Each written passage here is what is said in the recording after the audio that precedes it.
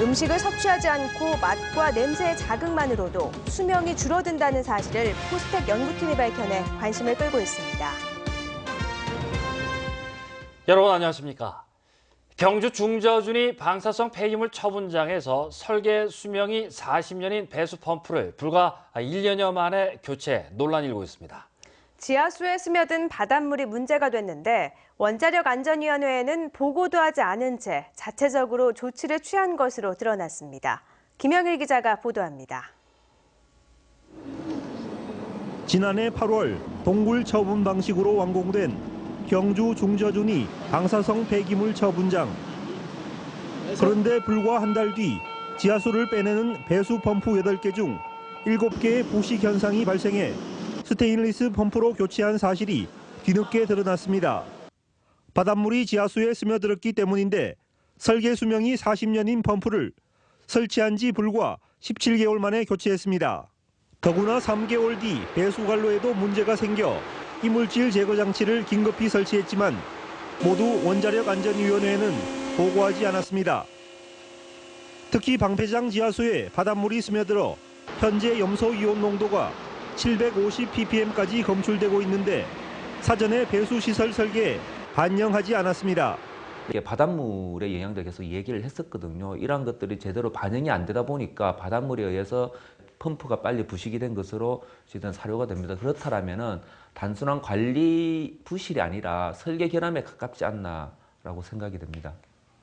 방패장에는 매일 1,600톤의 지하수가 발생하기 때문에 배수 장치에 문제가 생기면 방사능 오염 등 심각한 결과를 초래할 수 있습니다.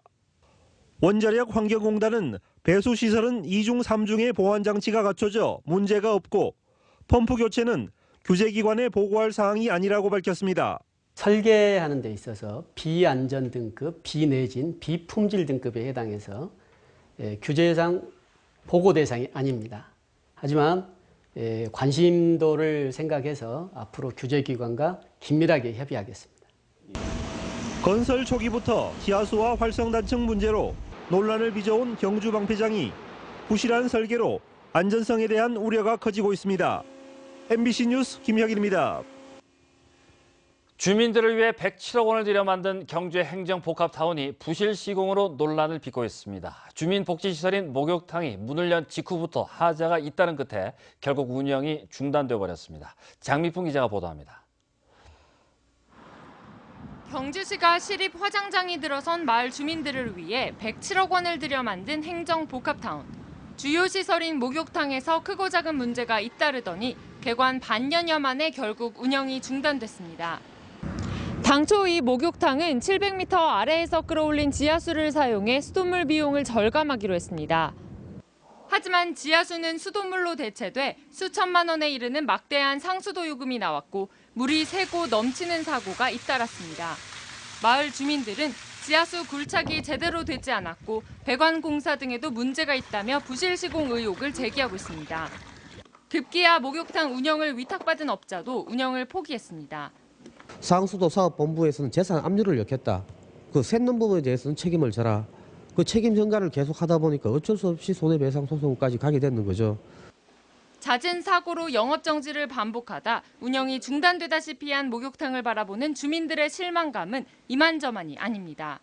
9월 달에부터 이거 중고식 해갖고 하기로 했는데 지금 4번째나 고장나가 이번에는 정말 많이 고장났어요. 시민들이 이거 자꾸 고장났어서 또 고쳐도.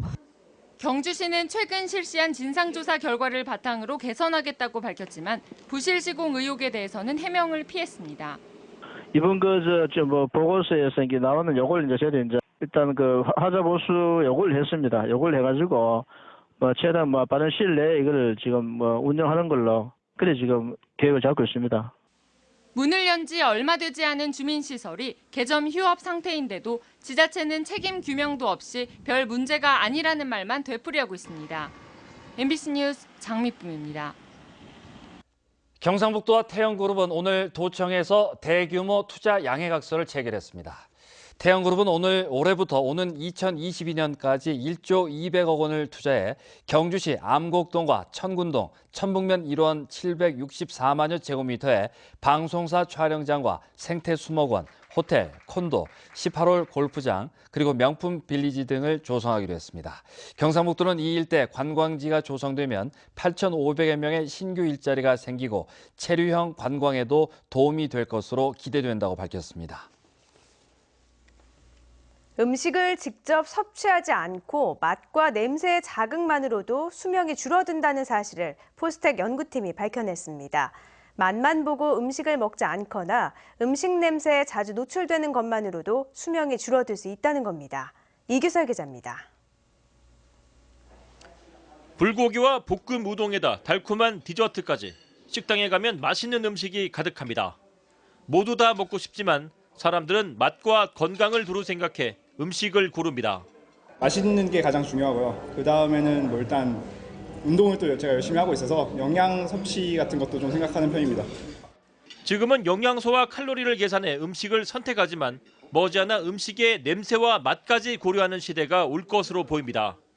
포스텍 생명과학과 이승재 교수 연구팀은 맛과 냄새를 감지하는 감각신경세포가 활발하게 작용하면 체내 인슐린 유사 물질이 늘어나 수명이 줄어든다는 사실을 발견했습니다.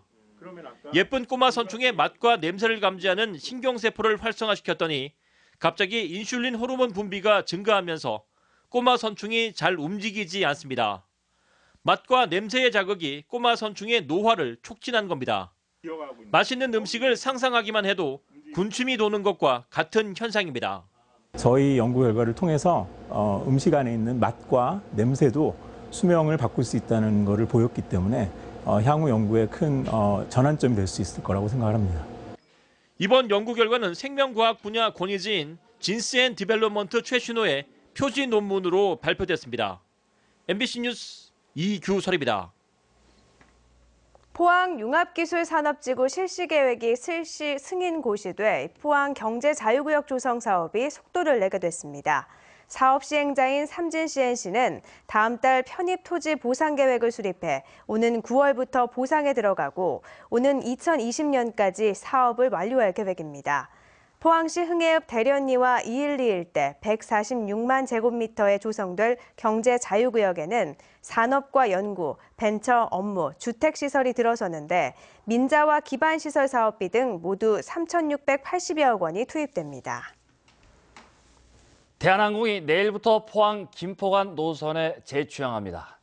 대한항공은 활주로 재포장 공사로 운항 중단 22개월 만인 내일부터 하루 오전과 오후 각각 1회씩 왕복 운항하고 김포발 포항행 첫 편은 오전 8시 40분, 포항발 김포행 첫 편은 오전 10시 5분, 포항발 김포행 마지막 비행기는 오후 6시 25분에 운항됩니다.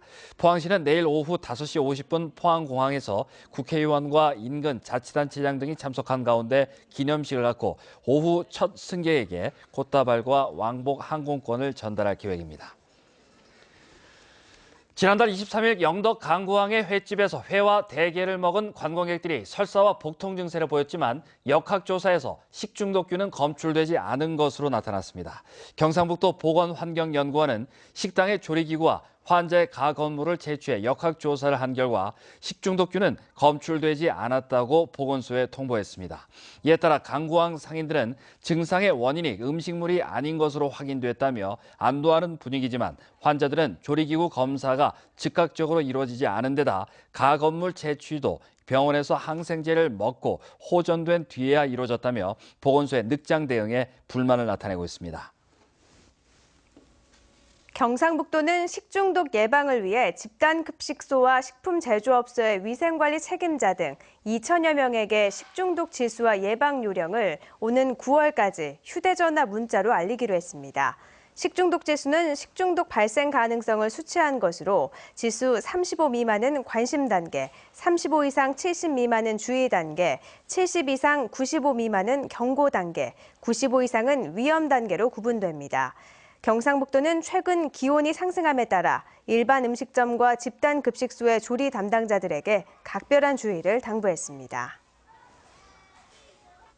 포스텍 박태준 미래전략연구소가 일반 시민과 포스텍 학생들을 대상으로 행복한 한국 사회를 위한 과제가 무엇인지를 설문조사한 결과 두 집단 모두 소득 불균형과 양극화 해소를 우선 과제로 꼽았습니다. 하지만 설문에 답한 20대 일반 시민의 41.1%는 일자리 창출을 가장 중요한 과제로 꼽았으나 상대적으로 취업이 보장된 포스텍 학생은 5.1%에 그쳐 대조를 보였고 포스텍 학생들의 15.6%가 시민의식 개선이 필요하다고 응답해 20대 일반 시민의 3.8%와 비교해 높은 응답률을 보였습니다.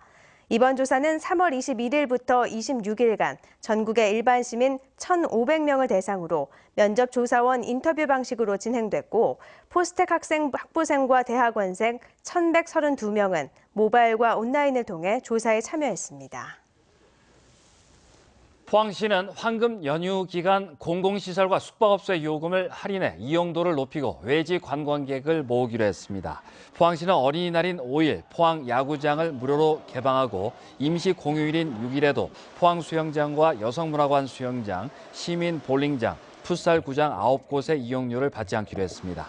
또 오는 5일부터 8일까지 포항 크루즈의 요금을 1,000원씩 할인하고 보경사 온천파크 등 6개 호텔의 숙박료도 10%씩 할인된다고 밝혔습니다.